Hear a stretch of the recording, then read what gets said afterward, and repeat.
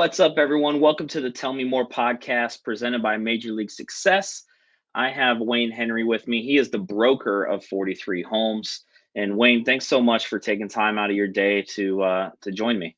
Hey, appreciate the opportunity. Thank you. I'm looking forward to kind of diving in and sharing your journey. I know we've been social media friends, right? Acquaintances, but Yep. never really had the opportunity to connect, which I love, honestly. Doing this type of podcast with not really knowing the person on the other side, because as we go through these conversations, we can dive in a little bit deeper. But Wayne, I always start with the beginning. Yep. Growing up, what was life like? Lead me up to through your high school years. Sure. So yeah, I think I was just the average Midwest guy. I grew up here in Columbus. I guess technically Grove City, if you will. And Grove City wasn't what it was these days. Back then we had to go other places to go get something to eat. So they've got lot more stuff going on down there. So went to Grove City High School, went on to college at Ohio State, did the OSU marching band thing, and all that stuff. So yeah, I mean, I'm a pretty normal guy, not too much exciting going on early in my life. Really a music guy.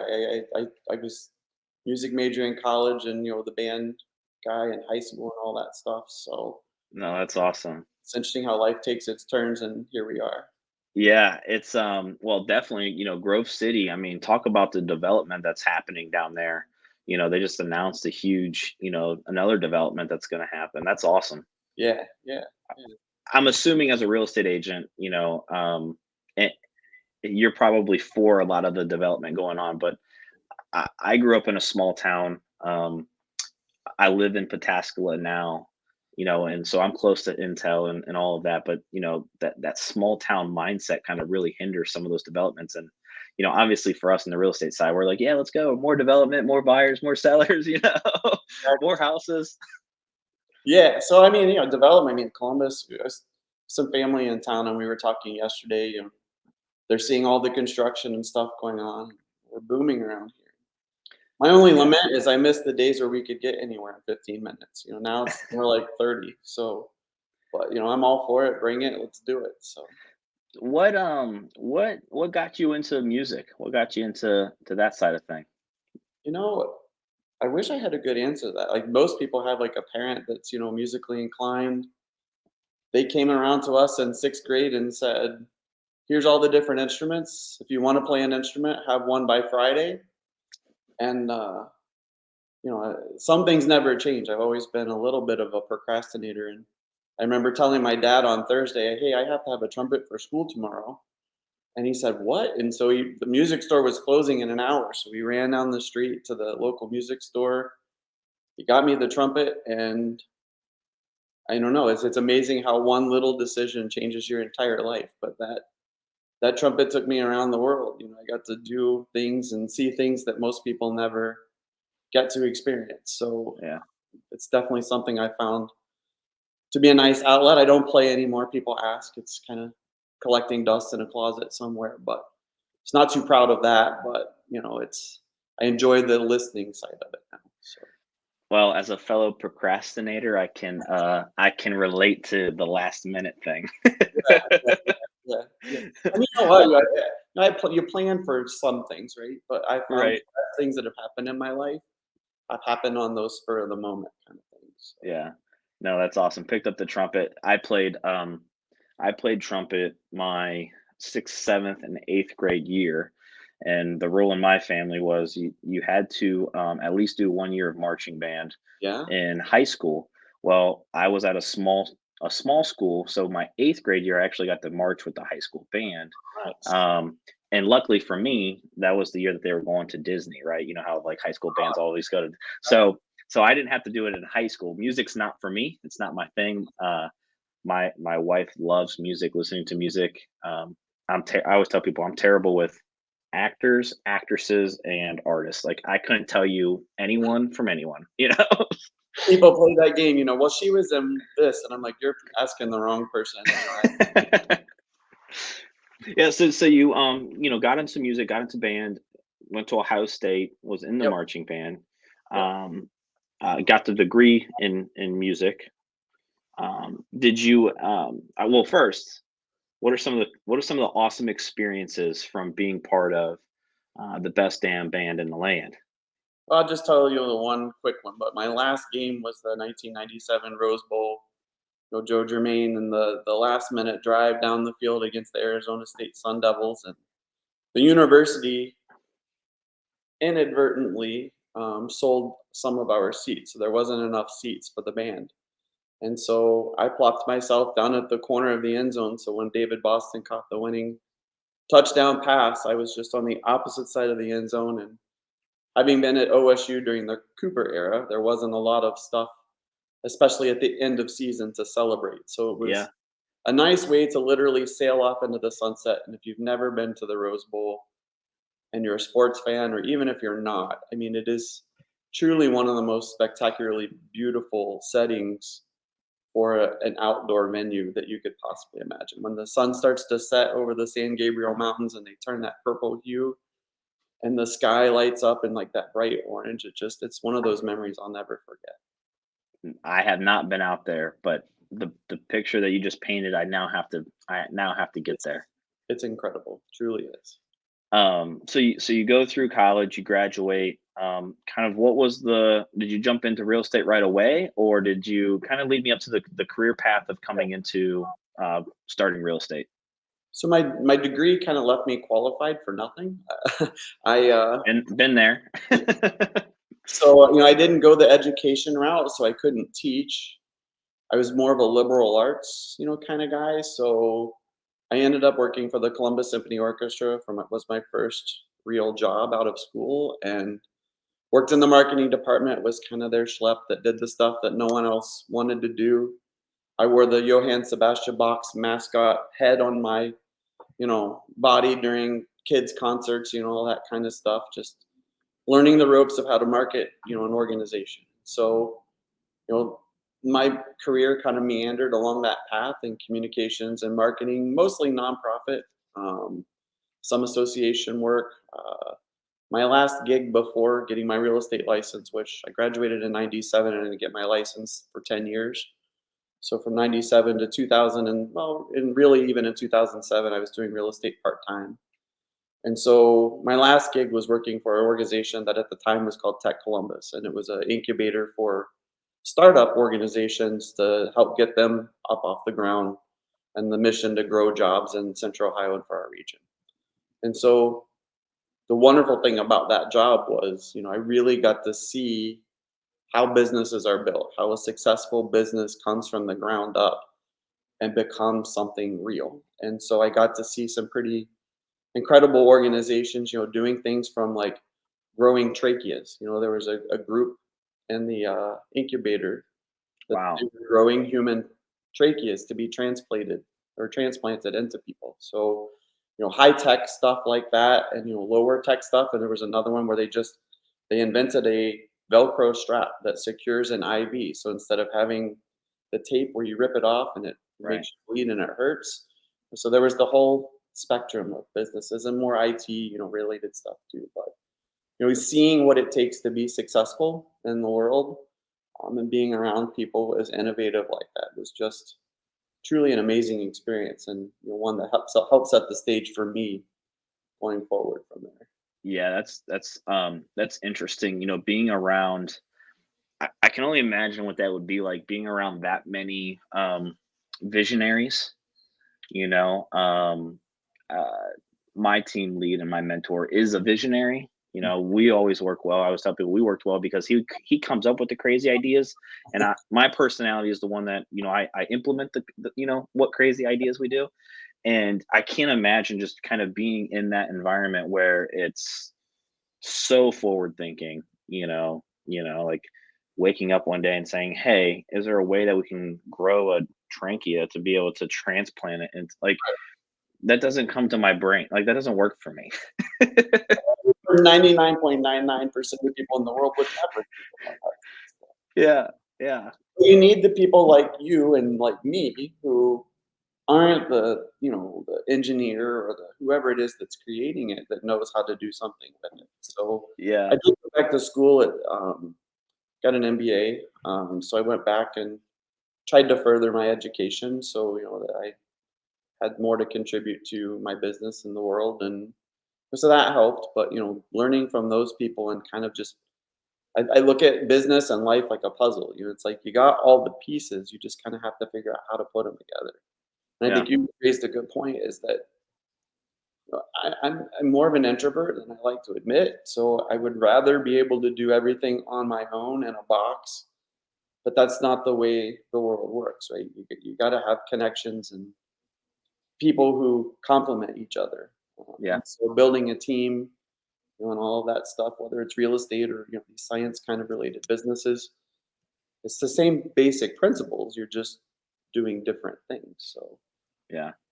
That's awesome. And you mentioned that 2007 is when you ended up getting licensed. What made you think of real estate as that next career? Why did you pick real estate?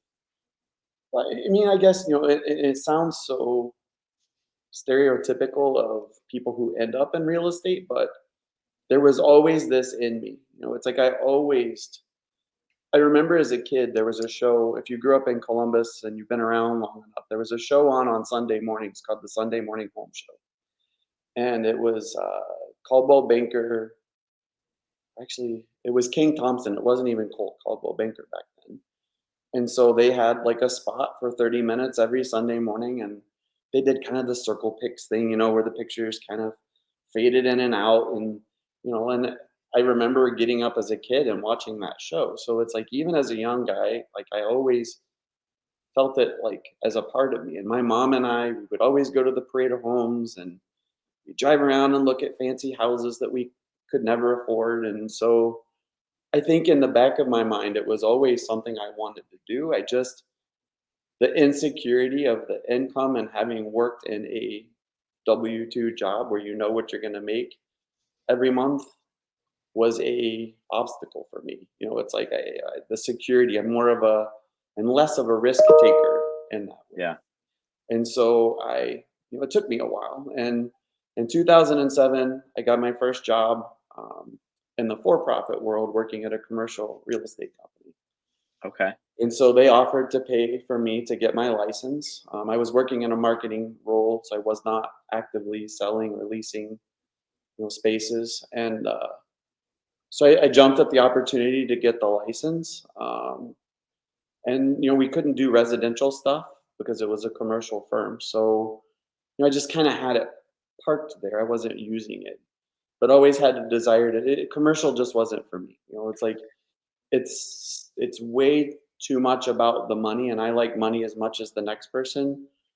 But I also need some kind of emotional connection, and you don't really get that so much on Yeah. the commercial side. So I got to see the nuts and bolts, see how it all works. And then when I left there, probably 2010, I started selling part time. And so I just took all the money I made and whatever I sold part time and put it in my, safety net. And so then that way I knew at some point I was going to just quit and do this. And so finally, about 2012, that happened for me. So I was working and I had a really bad day at work. My boss, sorry, I'm probably rambling too much, but my boss, we had kind of a disagreement in the meeting, and I just wasn't feeling valued, like that I was bringing something to the conversation, Yeah. and I went back to my desk, and I have a really good friend who was working at Chase at the time, and we had long talked about both of us were going to quit our jobs and do something different. And I called him and I said, think today's the day. And he said, funny you say that. I think it's for me too. I said, well, I'll do it if you do it. So he went into his boss and quit. I went into mine. He went back, got another master's degree, and I started selling real estate full time. So N- kind of a long-winded answer that took me from 2007 to 2012 ish. No, that's awesome. Now, you were with the commercial side from 7 to 12, right? Yeah. Did they let you do the residential on the side, No, I or couldn't do any. I did mean, they I not? could my own properties. I could sell like my stuff, but I couldn't represent, buyers and sellers and that kind of stuff. So really, when you made that jump in 2012, you were jumping 2 feet in Yeah, I mean, to. so I was working for the Tech Columbus organization when I quit, and So I had a couple years in there that like I was doing it part time. So I built up a little bit of experience and some money Yeah, saved, so that for these ebbs and flows in business that naturally comes along with it, yeah. that I was able to do it. Well, luckily you were able to ride through, the '07, '08, '09, right? And It was rough. um, I watched the commercial agents like just drop off one at a time. It was like we went from one of the fastest growing because it was a national brand, but they were new to the Columbus market. So we built it from nothing. sure. And so I watched them build it up, and then I watched it kind of the dominoes start to fall as Yeah, those who were around for the Great Recession, if you will, was not kind to a lot of real estate agents. So yeah, for I was sure. fortunate to be in a salaried position for a lot of that. Yeah. When you decided to make that jump to the full, residential side, commission base, um, doubters, supporters, who did you have in your corner?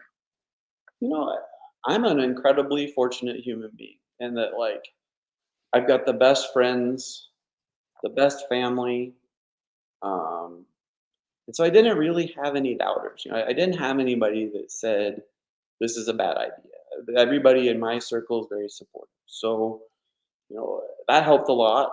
And in those early days in real estate, as you know, that circle is what builds your business. And Yeah, so not only did they support me, they fed me. It's like they were passing me business, even representing them, of course. So they were the key to me making this go and to be able to still doing what I love. yeah, and the one thing I think you had in your corner was age, right, of your sphere, and really coming out of the downside, Yeah. the downturn of the market. Yep. And obviously being local, right, growing up, and you already had that sphere of influence that you could tap into right away. 100%. So dive in for the first, couple years, building the residential side of the business. Um, Instant success, any struggles, 2000, I got in 2011, I was licensed August of 2011. I started working in real estate in March of 2011 as an admin. So I kind of know exactly that time frame. Really, I didn't really start selling until really 2012. Sure. Um, We're right but on.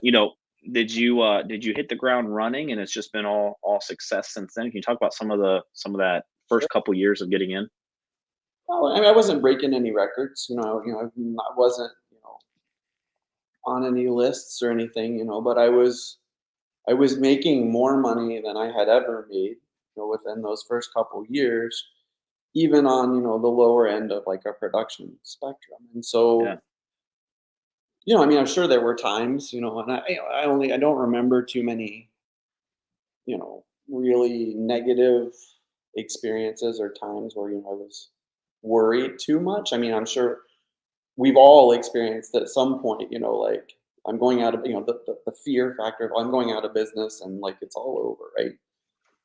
But early on, I think I probably was selling 2 or 3 million a year and making good amount of money. I was living very cheap. I had like a mortgage that was $750, and I didn't have a car payment, so I had a lot of stuff in my corner that helped. And I think as agents who are getting into the business, and I teach at Hondros College, the students that are getting their license. So it's interesting experience watching them start now because of what a roller coaster of a year it's been. But one of the things I tell them is, you know, is they get worried about being part time. Are people going to be okay with me being part time? I tell them, look, unless you've got some kind of resources in the bank and to get you started, I don't know that there's really another way to do it. Unless you're right. really going to dedicate yourself and work really hard. You know, but the even with the way the market's going, there's money out there to be made. There's business to be had. Sign up with a good broker or mentor or a coach like you, and you'll make it go. But it's not.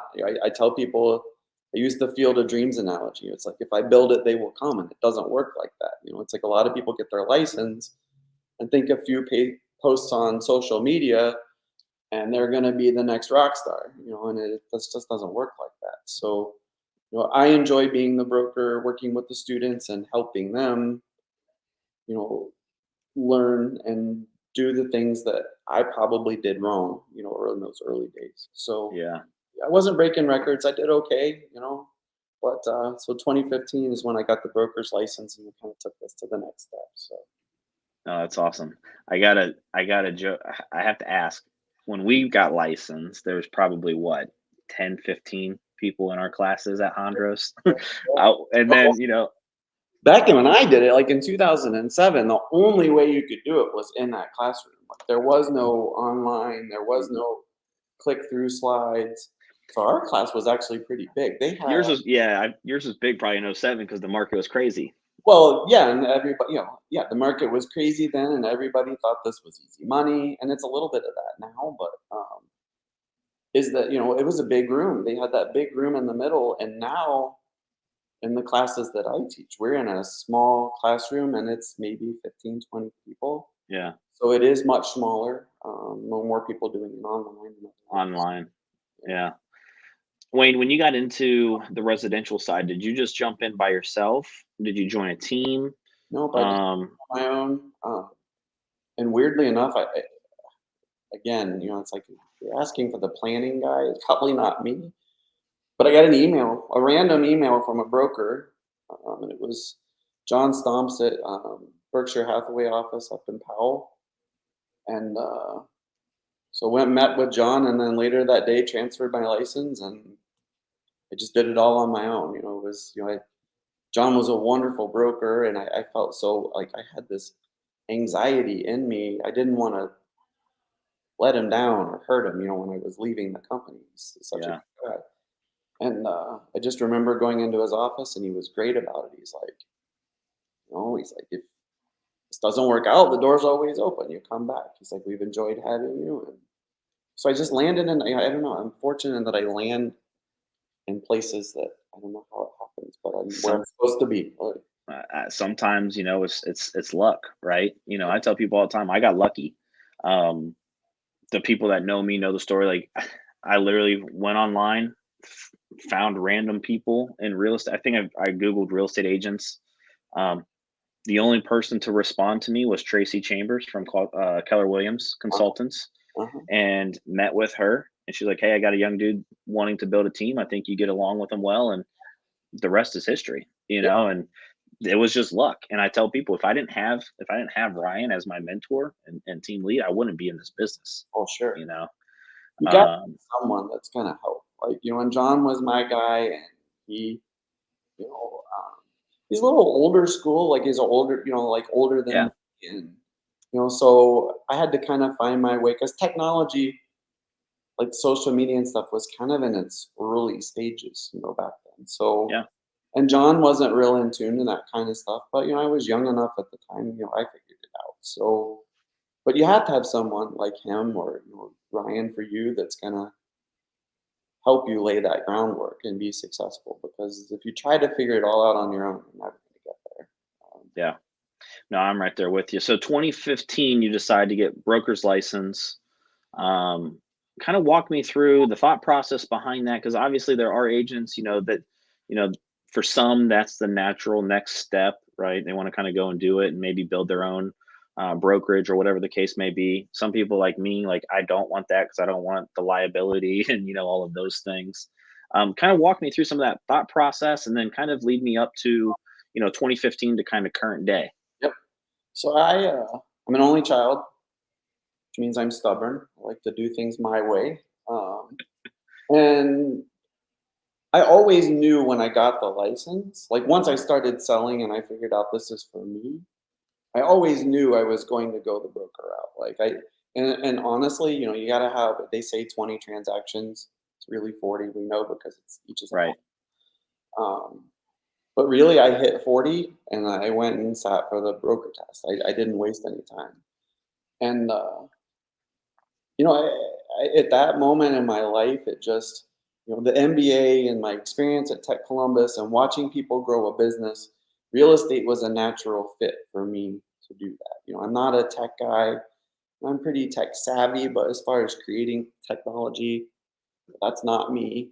And so I never really thought about the team route. I don't know why. And in retrospect, I don't really have a good reason for that.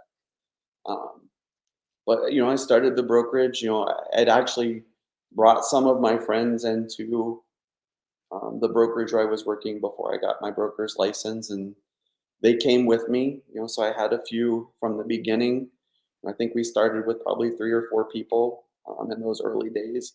And I always tell this story. So me and Jenny Reitz went to lunch with a lender, and they were, like lenders do, just networking and trying to, get business. And they had a program where, like, if you had so many listings, they would, contribute towards marketing. It was based on how many listings you. And he looked at us and he said, "How many listings do you have?" And it was one of the most embarrassing moments. But it was like Jenny and I both looked at each other and we're like, "I got one coming up." Like, I don't have any. It's like, and it's like, I was so embarrassed by that. And they're like, "Okay, well, we're gonna need more than that." And so, it's like those early days, in starting the company, it was like I kind of just went into it blindly, right? And it's like, Yeah, you're not gonna make this something, and I'm proud that, in that first year, I think we maybe did 5 or 7 million, but between like 3 people. So we were none of sure. us were breaking records. And, we grew and we were doubling, year over year, and the number of agents and the volume and transaction size and all of that. So this, like, just being a realist, you got to get the snowball rolling, and it's like we Yeah, got the snowball rolling. And, now we're up to almost 20. We probably do between, on average, how it is, yeah, 80% of the agents do 80% of the business. yeah, We have some agents that are more one-off, kind of, but we also have, more that are doing closer to 10 million. But we'll yeah, probably be closer to between 35, 40 million.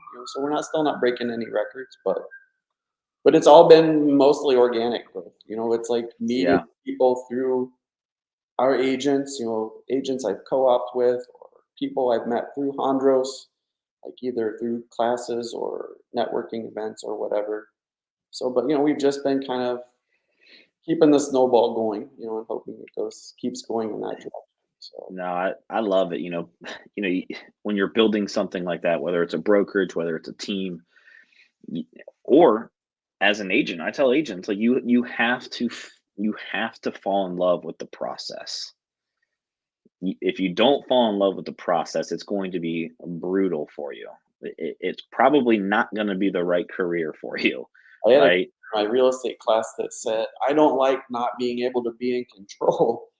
And I just looked at it, I said, and you're getting into real estate? Like, because there's so little we have control over. Everybody wants to think that we can will things to go a particular direction, but at the end of the day, I'm just kind of the middleman, and it's like, Yeah, but you're right. I mean, you know, people get into the business because they love houses and they love the perception of what it means to be a realtor.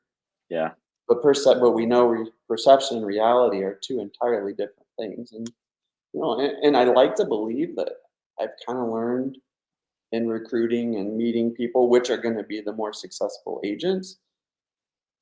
But boy, that's not an easy predictable task. It's like I brought in some no, agents who I thought, I think they might struggle. They're an introvert, not really outgoing, but then they end up, thriving. And then I've had agents that are, the opposite, who flounder a little bit. So, yeah. but you're right. It's the process, repeatable processes, making sure you've got systems and that you enjoy what you do. If you can get that stuff down, you'll be successful. And a lot of people, they see the end result, right? Like they see kind of what you've already built and what you're going to, but they don't remember the beginning years. Like people see our team now and it's like, yeah, but Yeah. there was this, that Really, got us to this point. there's a lot of work that got you there. And and someone once said to me, or you see the quotes or memes or whatever on social media, is, don't compare your stage of your journey to someone else. It's like Yeah, we all see higher producing agents and teams and think, man, like, why can't I have that? But then you yeah, look at it and they've been doing it for 10 years longer or 5 years longer. So they're farther yeah. along. and that evolutionary process. So just don't compare yourself. Head down, do your work, and you're competing only with yourself. I don't know if you like to read books or not, but the book The Gap and the Gain Hmm. is a great one to pick up along that subject. Hmm. If you guys haven't read that one yet, or if you're more of an audible, like pick that book up and start it tomorrow, Uh-huh. because it talks about just that, right? A lot of times we find ourselves, and it's just human nature, we find ourselves into that gap of comparing, to others, or we're not hitting our goals, or we're not there yet, and whatever the case may be. But it's really looking at the gain and looking back at how far we've come, even over the last 30 days, even last 90 days. It doesn't have to be the significant, like, hey, like I've come this far in 5 years. What have you done that you've improved over the last 60 days? Yeah. You know, so the gap in the gain, pick that up because it's well worth the read. Yeah. Yeah, and I don't read too many of like business books like that. So I bought a place down in Fort Lauderdale earlier this year, and I drove down once, to get some stuff down there. Downloaded some ebooks, to listen to on the way down. So a couple for me, like and it's unrelated, not real estate books, Right, right. like Shoe Dog, like the book about Phil Knight and starting Yeah, like. And I think we forget, especially as real estate agents, because most agents aren't working in an office. You don't see your colleagues or other people all the time. So I equate it to sometimes working on an island. That it's like you think you're the only one with these thoughts or with particular struggles or whatever it is. But then the moment you get in a circle of other agents, you realize, oh my gosh, it's like everybody's dealing with this, right? yeah, And your calls on Clubhouse, in the morning, I learned a lot yes, listening to other agents and that group. So that would be another piece of advice is, if you haven't been on one of the Clubhouse calls, I think those are phenomenal. Like, so get on and get around agents, get yourself out of the house and the office or wherever you've cooped yourself up to meet with folks. yeah. We had I do prospecting night every Tuesday. Hmm. And I always say every Tuesday, as long as I'm in town, because one of the things as far as why I got into real estate is the freedom and flexibility of the schedule and of the business. So I like to travel. That's one of my whys, right? And we had an agent yesterday who, newer to the business. I don't know, been licensed 3 4 years or 3 or 4 months, something like that. And he just kind of sat in and listened, picked up on conversations. I tell agents all the time, just get into real estate environments. Yes. If you're in a slump and you don't have things going your way, change your environment, get out of the house, go to an office, go to a Starbucks, go to co-work, call up your real estate friend and say, hey, what are you doing today? I just need to, um, you know, break this momentum of this slump. And you mentioned momentum earlier. One of the hardest things to do is getting that momentum in your business going. What's even harder is keeping it going, right? And mental space, right? Because when it gets down and things aren't going the way you want, you beat yourself up and the market beats you up and people beat you up and this business, if you let it, it will eat you alive. And we've all had those days where we question life choices and how I got where I was.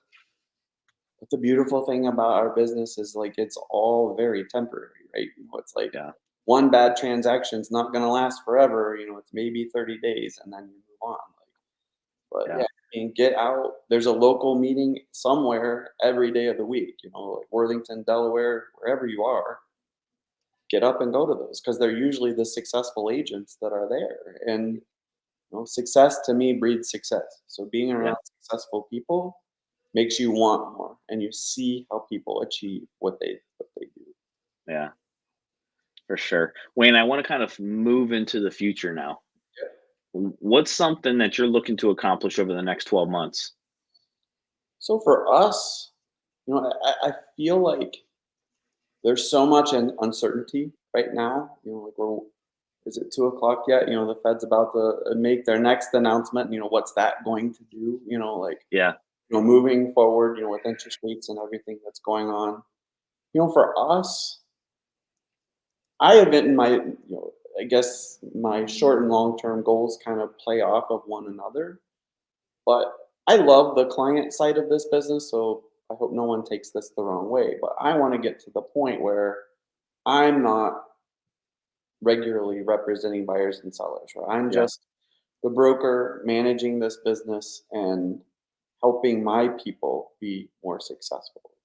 And Yeah. so, for me, that means, in the next, 12 months, bringing on, three or four, more agents and growing us, in that perspective. And then, kind of on the long term side of it is, I don't want to be, we're always going to be a boutique kind of company. We're not going to be the, 300 person, office. Sure. So that's not the goal. Maybe if we get to 30 one day, I want to keep it where it's manageable, where Yeah. maybe we've got, some other roles, and we do have one, part-time employee, and maybe we add some employees to the mix and, that kind of stuff. But for us, you know, um, measured growth, bringing the right people into the fold, because I spent an entire career working with people I didn't get to choose, and so Yeah. we all know that when you're in those kinds of environments, it can make life, one person can make life miserable, right?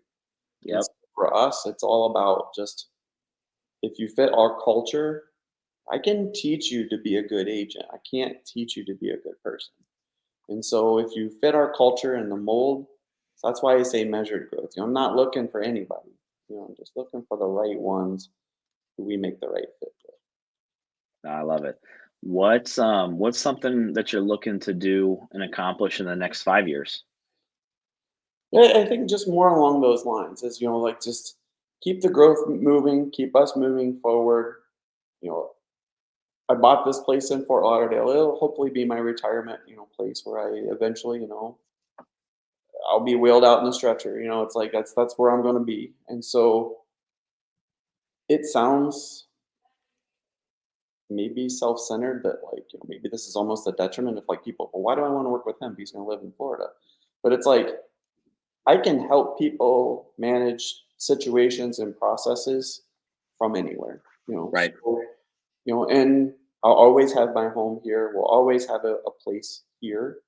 And so, getting back and forth from there is pretty easy. So, for me in 5 years, there's probably more time south, than here, but still keeping this motor running. So, and finding out and figuring out how that works, putting the I last pieces of that puzzle. I love it. In today's world, I mean, with the technology, with people being comfortable with Zoom, you know, um, we can be anywhere, right? And especially in your role, in my role, that's partly why I'm kind of like you. Like I love real estate. I love what it can do for buyers and sellers. My passion's really helping real estate agents succeed. Hmm. And part of me transitioning into more of the coaching side of things is because I can do a phone call or I can do a Zoom anywhere that I'm at, you know. Then it's just making sure my wife's on board with me taking, a couple hours out of the day to do some of that work. But that's a different story, right? You got to keep that, and that's another thing about this business is, like, the whole work life balance is, like, is not easy, and to get, I guess, a little bit, and, I won't dive too much into it, but my partner was diagnosed with cancer a couple of weeks ago, Mm, and so, he's in the hospital, right? But life has to go on, and it's like finding that support amongst your colleagues and that can help you in those times, is really important. I'm trying to figure out what's making that noise. Stop. um, but um, but in any case, it's like things rarely happen when we're sitting at the desk with nothing to do, right? It's right. like I was pretty slow in June and July, and then, now all of this is happening. The phone's ringing a lot, Yeah. and bring it, right? I'll figure it all out. Don't want to dissuade that, because I've complained about business before, and then business dies off. I'm like, careful what you wish for, right? Right. Right. So, but, it never happens in the right and the right times. But here we are, and we figure it out, and life moves forward. So Well, sending your partner strength and prayers, and same thank, to you as well. thank you. Yeah. He's gonna be Um, fine. It's not, it's not a terminal thing. I don't believe at this point or anything. So it's just, getting through these first few months is the hard. sure, sure, sure. Wayne, what's a legacy goal for you? What's that goal, that you want to, what's that thing that you want to leave behind after you're no longer here? That is an amazing question. Is that I think all of us want to have something, right? That when Right. we leave, that this isn't just for naught. And it's like I feel like, especially lately, having been at Hondros, teaching, is that I feel like it's giving me a chance to leave that legacy with the industry. Because I think we all had Bob Kutchball, at Hondros, and everybody knows Bob, and some of the other instructors there that have been around for a long time, and they really did kind of mold us, right? And Yeah. it's like, and we joke, and I remember thinking, oh, I had Bob for this class, and I had him for this, and to think that people are thinking and saying those kinds of things with me being on the other end of it. Yeah. And I actually got the call about my partner and the CT scans and all of that in the middle of class. I was teaching a class, and the call came in, and this group that I have now is one of my favorite groups that I've had, and I just told them, I said it was like 11:30. We usually break for lunch about 12:30, and I just said we're going to take lunch an hour early. I said, so come back at an hour earlier than we normally would, and we just adjusted the schedule. And so when we came back, they were all kind of like, I didn't say why, but they Sure. could see, that something was happening. And I've actually started getting messages. Like, some of them are friending me on Facebook because I was supposed to teach yesterday, and I was supposed to sleep for yesterday and today, and I wasn't there. So they're all like, "Is everything okay?" Because some of them were asking at the break, "Are you okay?" And I told some of them, and Sure. but I like to believe that I'll be remembered through being not just an agent, but someone who helped get their career going. And Yeah. that's important to me. And that's, I hope, to be my legacy. So We're on the same mission. yeah. We're on the same mission. And look, I mean, we get a chance to. We all know, and as much as we'd want to believe that every agent is an amazing agent, but we know that's not the truth. Right. But we get the chance in doing what you're doing and what I'm doing to make it better, to make them better agents and to Yeah. understand why it's important to be a good agent, not just for them, but for the people that they work with and the industry as a whole. So getting to have a little bit of part in that is good for me and important. Oh, I love it. I love it. Wayne, I want to be respectful of your time. I always end with this last question. Sure. If you could give our audience one piece of advice that you wish that maybe you had in the beginning, or that you just think super important, for either someone getting into the business, just someone building a business, wanting to be a broker, Yeah. whatever it is, what do you think that would be? Don't be afraid, do it. Just like I said, I don't, the best things that have happened to me happened by happen chance. And, real estate in some respects being one of those things. And I think we all think that there's going to be the perfect time, that there'll be the perfect time to do this full time.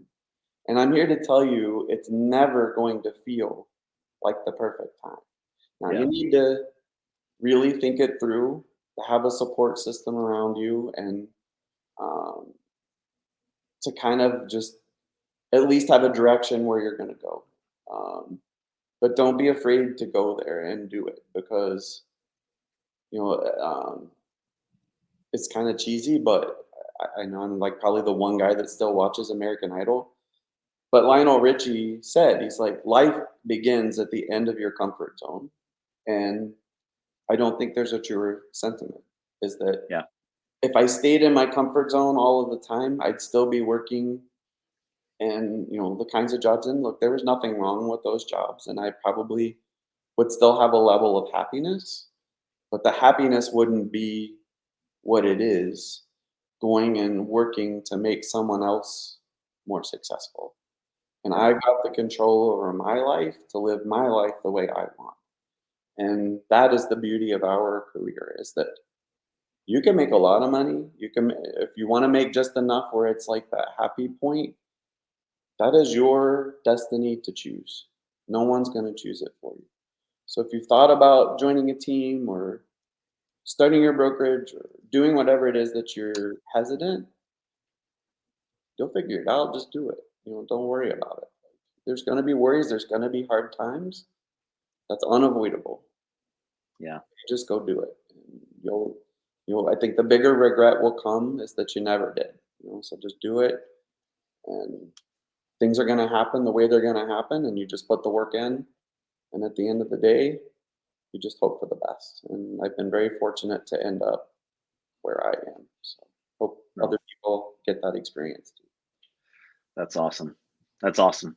Um, for those that are watching, Wayne's phone number has been at the bottom of the screen. If you're a real estate agent or someone getting into the business and you want to pick his brain, about real estate or his brokerage and what they offer, make sure you reach out to him. If you guys are buying, selling, make sure you reach out to him. A Okay. wealth of information, knowledge, and Wayne, just for those that are listening, what's the best way for them to connect with you? Sure. I mean, that cell phone is attached at my hip, so that's the fastest. But we're at 43 Homes on all the social media, 43homes.com. So um, Wayne at 43 Homes if you're an email person. So whatever you want to do, at me on social media or whatever. And look, and I'm not the guy that's gonna like hard pressure you into joining my company. You just wanna. I'm not that guy. I'm not with anything. So if you just want to chat, call me. Let's chat. So Yeah, Wayne's phone number is 614-439-6180. that's it. Wayne, thank you so much for taking time out of your day to spend with me and to spend with us, and just sharing your journey, into this business and some of the goals and things of that, where you're trying to get to. If I could be of any service to you and help to you, please reach out to me. I'm here to help. 100% will do. And Awesome. I'll give John the props here too. I don't know you all that personally well. I know you from the being around in the circles and stuff. So I think a lot of you, I think people have a lot to learn from you as well. And I appreciate this opportunity. Uh, thank you. Thank you. We'll talk soon. All right. Thank you so much. Have a good day. All right. Thanks. You too.